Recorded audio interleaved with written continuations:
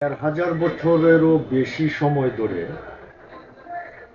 আরবি কবিতা পৃথিবীতে রাজত্ব করে আসছে। সব দেশে ইসলাম এসেছে 1400 বছর আগে।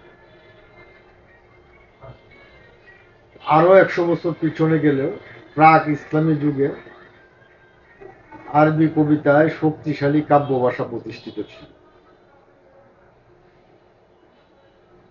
এবং প্রাক ইসলামী যুগের শ্রেষ্ঠ কবি ছিলেন ইমরুল কায়েস।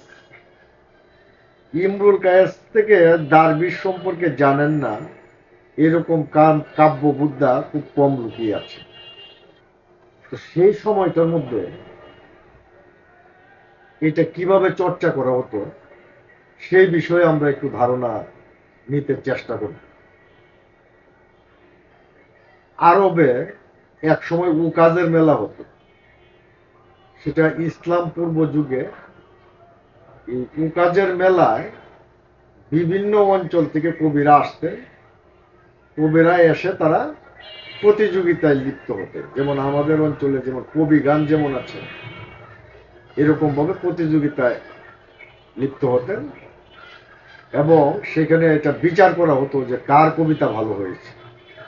যার কবিতা সবচেয়ে ভালো হতো বা যিনি জিতে যেতেন, তার কবিতা পবিত্র কাবার দরজায় টানিয়ে রাখা হতো সোনার হরফে লেখে। যেহেতু এটাকে টানিয়ে রাখা হতো, এই জন্য এই কবিতাগুলিকে বলা হইতো মুআল্লাকা। ওই মুআল্লাকার কবিদের একজন ছিলেন হচ্ছেন ইমরুল কায়েস। তিনি ছিলেন ইসলাম পূর্ব যুগের এবং বা পরবর্তী যুগেরও আরব ভাষার সর্বশ্রেষ্ঠ কবিদের মধ্যে একজন।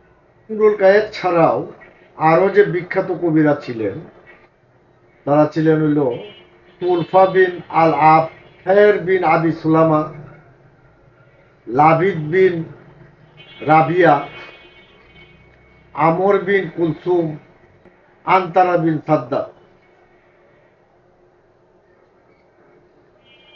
সেই সময়ে কবিরা মূলত উত্তেজক কবিতা আবৃত্তি করতেন বা লিখতেন। তাৎক্ষণিক কবিতা তৈরি করে তারা একজন আরেকজনকে ঘায়েল করতেন।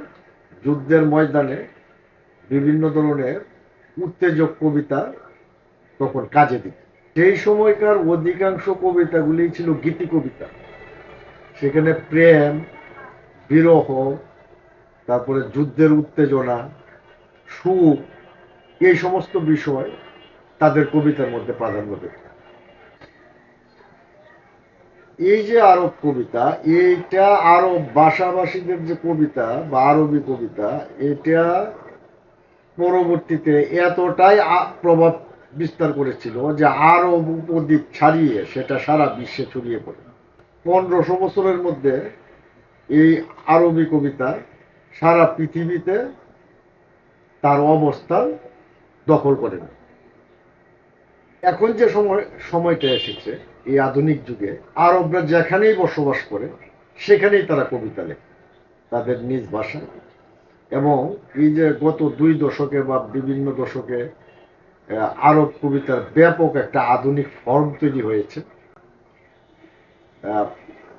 এখন এই আরব কবিরা তারা আগে যে পুরনো গীতি কবিতার বদলে আধুনিক ক্লাসিক গীতি কবিতাও তারা এখন রচনা করছেন এবং বিভিন্ন ফর্মে, মুক্তগদ্য বা বিভিন্ন ফর্মে তারা এখন লেখা চালিয়ে যাচ্ছে। আমরা এই সমস্ত আরব কবিদেরকে নিয়ে আলোচনা করব।